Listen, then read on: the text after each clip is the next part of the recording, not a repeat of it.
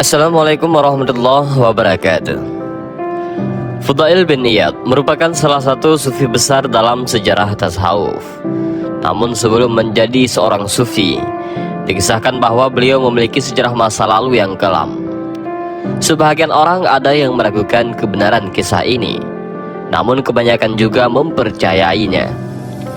Terlepas dari perdebatan atas keaslian cerita masa lalu Fudail bin Iyad, ada pesan di balik kisah-kisah Fudail ini yang sangat penting untuk menjadi bahan renungan bagi kita dalam memandang orang lain yang kita anggap sebagai ahli maksiat. Sebab bisa jadi seorang ahli maksiat yang kita jelekkan dan kita sebarkan keburukannya itu justru termasuk golongan orang yang kelak bertobat kepada Allah. Sementara kita yang merasa baik akibat kita menghina orang yang kita anggap ahli maksiat itu justru tercatat sebagai orang yang sombong yang mengakhiri hidupnya dengan su'ul khotimah. Na'udzubillah min zalik. Bukankah kemaksiatan yang mewariskan rasa hina dan rendah di hadapan Allah itu lebih baik daripada ketaatan yang mewariskan rasa ujub dan sombong yang Allah muliakan? Dan ini adalah kisah pertobatan Fudail bin Iyad yang mengubah hidupnya menjadi seorang sufi yang besar. Ada sebuah hutan yang terletak antara Apir dan Marwah. Saat itu dikenal sebagai hutan yang sangat menakutkan bagi para musafir dan pedagang yang hendak lewat. Hampir setiap saat Fudail dan anak buahnya melakukan aksi pembegalan di daerah itu. Sampai-sampai para musafir dan pedagang saling berpesan agar melewati jalan lain, karena Fudail tidak segan-segan merampas harta mereka untuk bersenang-senang. Aksi ini terus dilakukan Fudail sampai suatu ketika dia berjumpa dengan seorang gadis cantik. Di tengah kehidupan yang kelam itu, dia pun jatuh cinta kepada gadis yang pernah dilihatnya itu. Kesibukan memikirkan gadis pujaan hatinya itu pada akhirnya membuat Fudail sedikit demi sedikit melupakan aksi begalnya. Pada suatu malam tatkala rasa cinta menguasai hatinya dan rasa rindu tak mampu lagi ditahannya, dia membuat rencana menemui gadis pujaannya itu. Di paruh malam yang terakhir, di mana orang-orang sedang larut dalam tidur dan mimpinya, kecuali orang yang saleh yang sedang sibuk bermunajat kepada Tuhannya, Fudail ini berangkat menuju rumah gadis pujaan hatinya.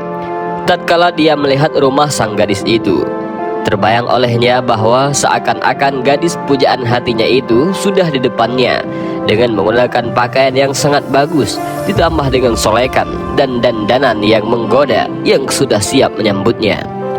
Di tengah-tengah perasaan demikian, dia segera mencari cara untuk masuk ke dalam rumah sang gadis.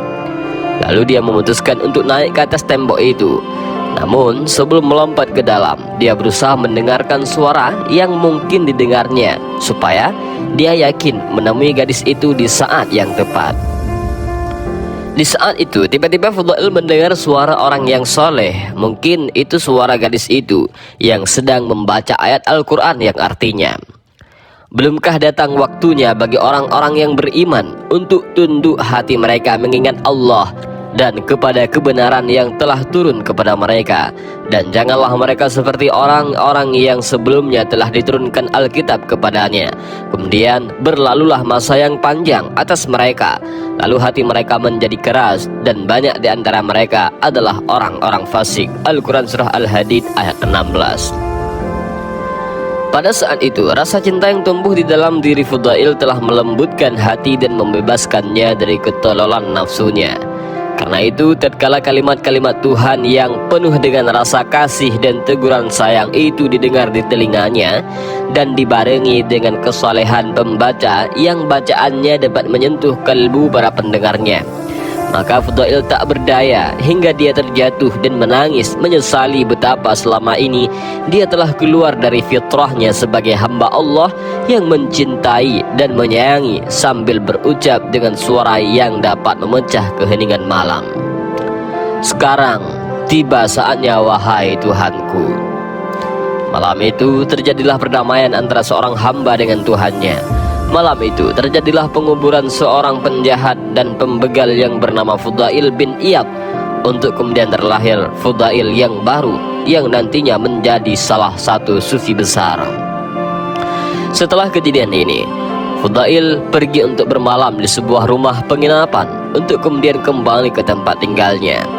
Di penginapan ini, beliau mendengar satu rombongan bermusyawarah soal rencananya berangkat di malam hari dan jalan mana yang akan dilalui. Mereka berkata, "Jalan yang terdekat ada Fudail. Kita khawatir dia merampok harta kita."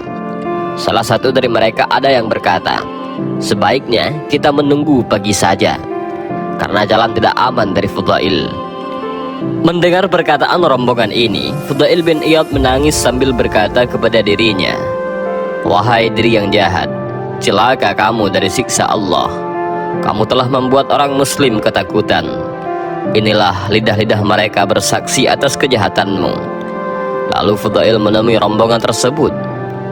"Allah telah membersihkan jalan dari Fudail. Ini dia sudah bertobat di antara kalian. Aku berharap kalian tidak menemuiku kecuali sedang berlindung kepada Allah di Baitul Haram." Setelah itu dia pergi menuju Baitul Haram, Mekah, sambil berkata kepada dirinya sendiri, "Aku berjalan di malam hari untuk perbuatan maksiat, dan kaum muslim di sini merasa takut kepadaku, seolah aku ini tidak dikirimkan kecuali untuk menghalangi mereka. Wahai Allah, sungguh aku bertaubat kepadamu, dan aku menjadikan taubatku bertampingan dengan Baitul Haram." Meski Fudail bin Iyad ini telah kembali ke jalan Tuhannya, namun dia tidak lupa terhadap masa lalunya yang kelam itu. Karena itu, semakin bertambah kedekatan dan pengagungan Fudail kepada Allah, maka semakin bertambah pula rasa takut dan kesusahannya karena mengingat masa lalunya itu, terutama tatkala dia mendengar nama Allah atau ayat-ayat Al-Quran. Bahkan Ibrahim bin Al-Asya' berkata, "Aku tidak melihat seorang pun yang lebih mengagungkan Allah di dalam hatinya melebihi Fudail bin Iyad." Tatkala nama Allah disebut atau dia mendengar Al-Quran, maka tampak rasa takut dan susah pada dirinya, dan kedua matanya mengalirkan air mata hingga orang yang di hadapannya merasa kasihan. Dia selalu tampak susah dan selalu berpikir keras. Kesusahan Fudail tersebut seringkali juga berpengaruh pada sahabat-sahabat dan santri-santrinya. Meski sebenarnya mereka ahli ibadah, wara', zuhud, dan termasuk orang yang ma'rifah kepada Allah, namun mereka merasa diri mereka lebih pantas untuk susah dibanding Fudail. Abdullah bin Mubarak juga berkata, "Jika aku melihat Fudail bin Iyad, maka dia telah memperbaharui rasa susahku terhadap dosa-dosaku, sehingga aku membenci diriku karena dosa-dosaku." Maksudnya adalah jika Abdullah bin Mubarak ini melihat Fudail, seolah-olah dia langsung teringat akan dosanya yang pernah dilakukannya waktu dulu. Dan demikianlah kisah dari Fudail bin Iyad. Mudah-mudahan bermanfaat. Allahu a'lam bishawab. Assalamualaikum warahmatullahi wabarakatuh.